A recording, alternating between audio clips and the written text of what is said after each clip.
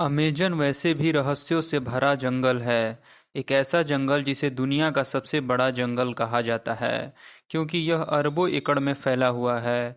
यह जंगल इतना विशाल है कि यह अकेले ही 9 देशों की सीमाओं को छूता है। कहते हैं कि इस जंगल में ऐसे जीव जंतु या अन्य चीजें मौजूद हैं जिनके बारे में इंसान जानता तक नहीं है।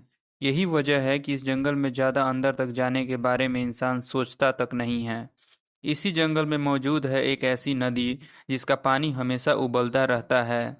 पेरू में मौजूद इस रहस्यमय नदी की खोज भूवैज्ञानिक आंद्रे रोजो ने साल 2011 में की थी। मयानुत्याकु नामक इस नदी की खोज की कहानी बड़ी ही दिलचस्प है, जिसके बारे में आंद्रे रोजो ने बताया है।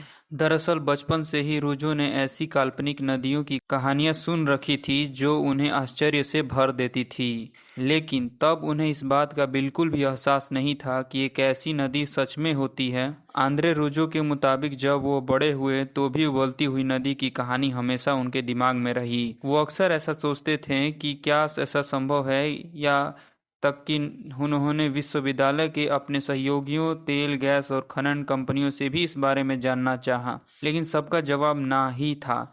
इसके अलावा अगर वैज्ञानिक तौर पर भी देखें तो ऐसा संभव नहीं है कि नदी का पानी हमेशा उबलता रहे जब तक कि आसपास कोई सक्रिय ज्वालामुखी ना हो। इस असमंजस की स्थिति में एक दिन वह अमेजन के जंगलों में पहुंच गए, जहां उन्हें अपनी काल्पनिक कहानी सच होती हुई दिखी। उन्होंने आखिरकार ऐसी नदी को ढूंढ ही निकाला जिसका पानी रहस्यमय तरीके से उबल रहा था। यह नदी करीब 1 मील लंबी है। रोजो के मुताबिक इसका पानी इतना गर्म है कि उससे आप चाय भी बना सकते हैं।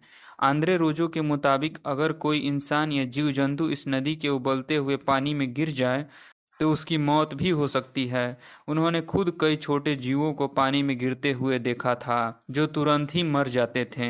बताया जाता है कि नदी के पानी का तापमान करीब 80 डिग्री सेल्सियस रहता है। रोजो ने इस नदी के बारे में the boiling river and adventure in the Amazon की एक किताब भी लिखी है, जिसमें उन्होंने इसके रहस्यों के बारे में बताया है।